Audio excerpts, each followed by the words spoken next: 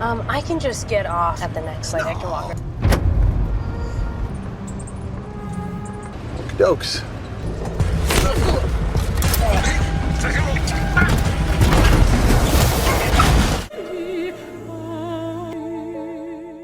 Meet Claire. She is 16 years old, goes to high school, and looks completely normal on the outside. But on the inside, she is a ruthless vigilante. At the beginning of our story, we see Claire telling herself that everything she says and does is part of God's will. Throughout the movie, she constantly repeats these lines to herself. Claire also has a recurring dream in which she sees a mysterious man hunting a fawn, followed by a vision of her own hands covered in blood. This violent obsession completely dominates her mind. By day, she is a student living in a small town with her grandmother, Gigi. Gigi used to be a very successful actress. One day, after finishing her classes, Claire is waiting at a bus stop to go home. Soon, two of her friends arrive and point to a notice on the sign. They tell her that the bus service is temporarily closed, which means Claire has to walk all the way back home. She is about to leave when a stranger pulls up in a car and asks for directions. At first, Claire hesitates. However, the stranger offers her money for her help and even shows her pictures of his two daughters to seem trustworthy. Since he offers to give her a ride in exchange for the directions, Claire thinks it's not a bad deal and gets into his car. But once on the road, she notices how incredibly dirty the interior of the vehicle is. Suddenly, a phone begins to ring loudly in the man's pocket, even though he had claimed just before that his phone was completely dead. To make matters worse, he locks all the car doors.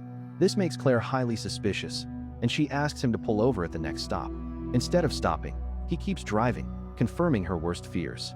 Wasting no time, Claire wraps the seatbelt around his neck and strangles him. The driver loses control of the vehicle, causing the car to crash in a deserted area. Claire climbs out of the wrecked car and carefully cleans up all evidence of her presence.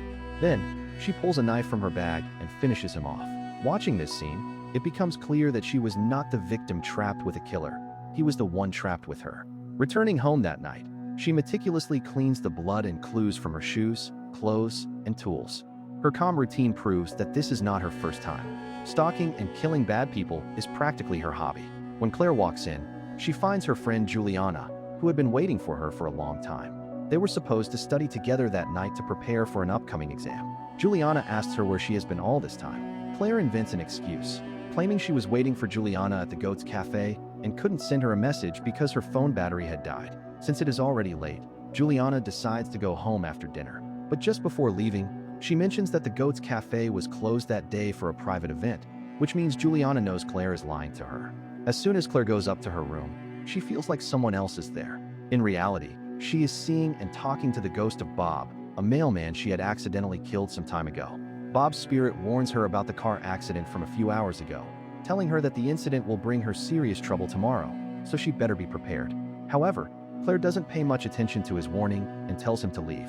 The next day at school, Claire's friends, Amity and Juliana, talk about a girl named Teresa Holmes, who mysteriously disappeared from their school last year. They mention that the person behind her disappearance always used the same trick.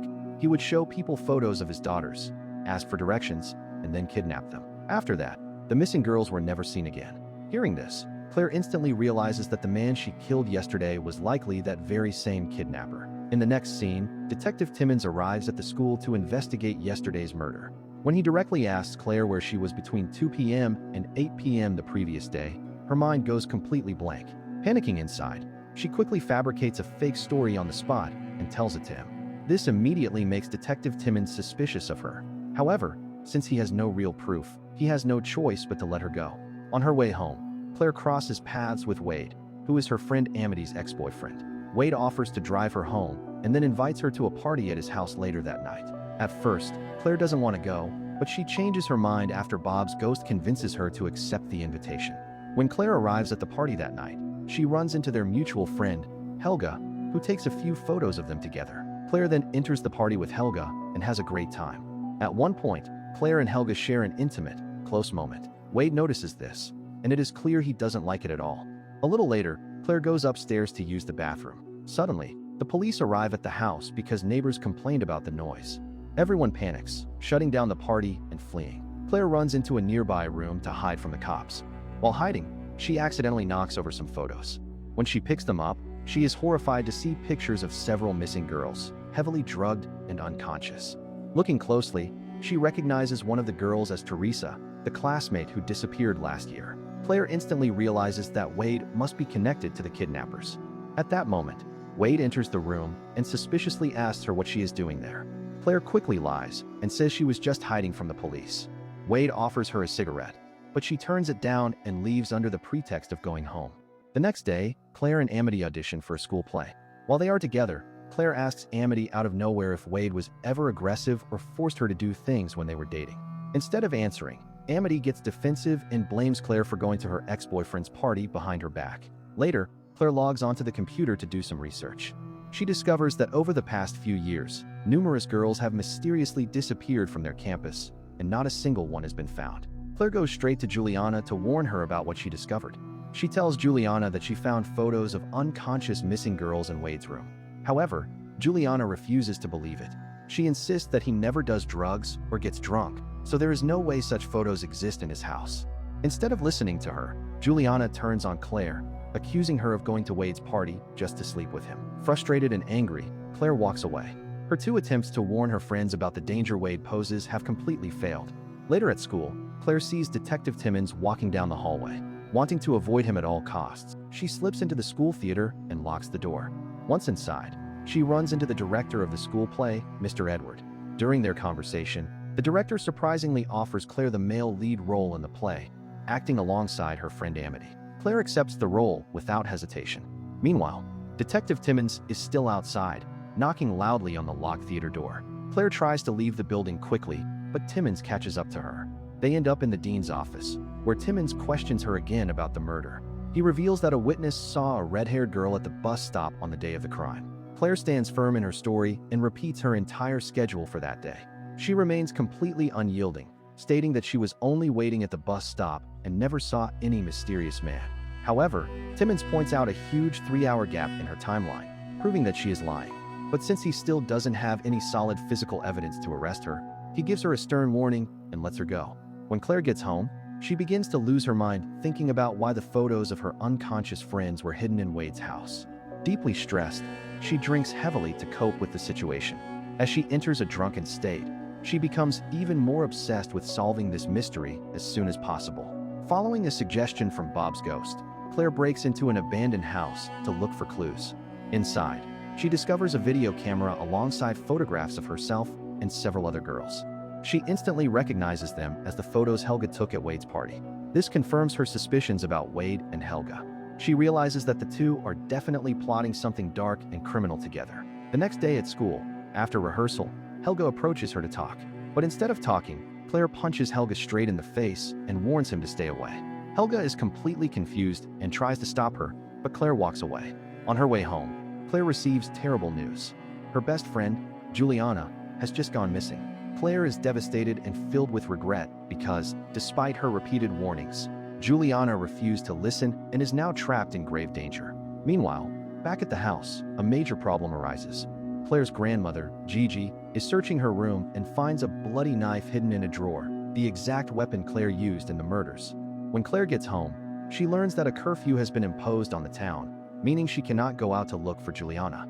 This leads to a heated argument with her grandmother. Gigi pulls out the bloody knife she found and demands to know what Claire has been doing with it. Claire insists she cannot tell her the truth. Terrified for her safety, Gigi forbids her from leaving the house, explaining that she already lost her own daughter. Desperate, Claire sneaks out anyway and goes to a church.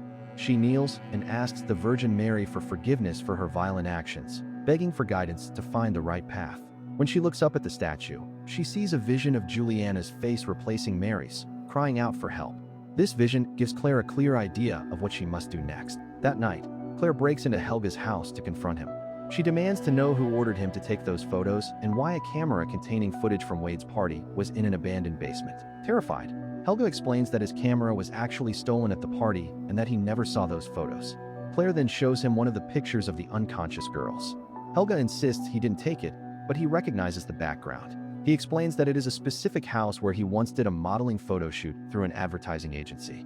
After taking the address from Helga, Claire heads straight to the house, hoping Juliana is locked inside. When she knocks on the door, a strange man answers.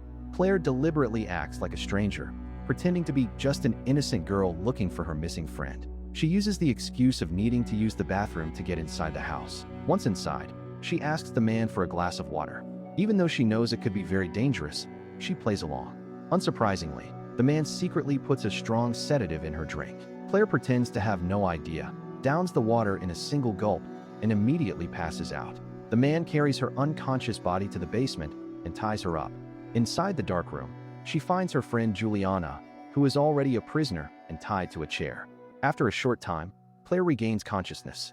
She overhears the man talking on the phone with an influential client named Gibbs. From their conversation, she discovers that this captor is named Randall Morton and that he is the identical twin brother of Joe Morton, the predator she killed in the car accident a few days ago. Claire learns the horrible truth. The two twin brothers ran a highly organized human trafficking business together, kidnapping young girls and supplying them to wealthy clients like Gibbs. She also hears that following Joe's death, a new recruit has recently joined their sinister group. Randall ends his phone call by ordering a transport truck to pick up the two girls, which is scheduled to arrive in exactly 1 hour. While Randall is distracted, Claire finishes freeing herself from her bonds. She grabs a pair of scissors from a nearby table, sneaks up on the guard next to her, and stabs him directly in the stomach. Chaos erupts as she systematically eliminates the rest of the traffickers one by one. At the end of the fight, Claire manages to get her hands on a gun. However, Randall reacts quickly by holding the scissors against the neck of the unconscious Juliana. Claire wants to shoot, but she cannot risk shooting Randall without hurting her friend. Just then, the sound of a police siren echoes from outside. Claire screams for help, but her relief turns to absolute horror when the officer walks in. It is none other than Detective Timmons. He was part of the trafficking ring the entire time. During the tense standoff, Randall suddenly gets aggressive. Before he can react, Claire shoots him in the shoulder, completely overpowering him and leaving him unconscious. Seeing the situation change, the corrupt Detective Timmons takes the opportunity to turn around and flee the scene. Claire quickly frees Juliana from her bonds, handles the remaining chaos, and alerts the press, completely exposing the town's dark trafficking network to the media. When Claire finally returns home, a horrifying surprise is waiting for her. Detective Timmons is already inside her house and has brutally murdered her grandmother, Gigi. Timmons lays out his dark plan, offering Claire a deal to work with him and run the business together. He reveals he knows she was the one who killed Joe Morton and Bob the mailman. Devastated and furious, Claire tells him that he has officially taken the last thing she had left to lose. She lunges at him with her knife, but Timmons dodges the blow. A brutal and violent struggle breaks out between them. Timmons eventually overpowers Claire, chokes her, and throws her body into the pool to drown her. Believing she is finally dead, Timmons turns to leave. But suddenly, Claire emerges from the water like a ghost, sneaks up from behind, snaps his neck, and ends his life once and for all. After the chaos settles and things slowly return to normal, Juliana returns to school. Later, while Claire is in the dressing room preparing for the school play, Bob's ghost appears to visit her one last time. Sorrowfully, Claire tells him that her grandmother Gigi is dead. Bob gently replies that he already knows and that Gigi is looking down on her happily from heaven. However, Bob drops one final bombshell. He warns Claire that the dark mystery of Oak Street is not over yet and that she still has one last job to do. Before vanishing into thin air, he whispers a secret code into her ear. Claire quickly realizes that the code is actually the password to Amity's phone. She sneaks over, enters the code, and unlocks the device. Searching through the messages, she discovers a horrible truth. The new recruit Randall had mentioned on the phone was her own friend, Amity. Amity had been working for the mysterious leader, Gibbs, the entire time. Filled with absolute rage, Claire walks over to the stage props. She grabs the fake knife intended for the play and secretly replaces it with her real, razor-sharp murder weapon. As the curtains rise and the play begins, Claire steps out into her position on stage. A crimson-red spotlight shines directly on her face, illuminating eyes filled with pure, vengeful fury. The message is clear. She is about to permanently execute the final chapter of Oak Street. And with that chilling cliffhanger ending, the movie ends.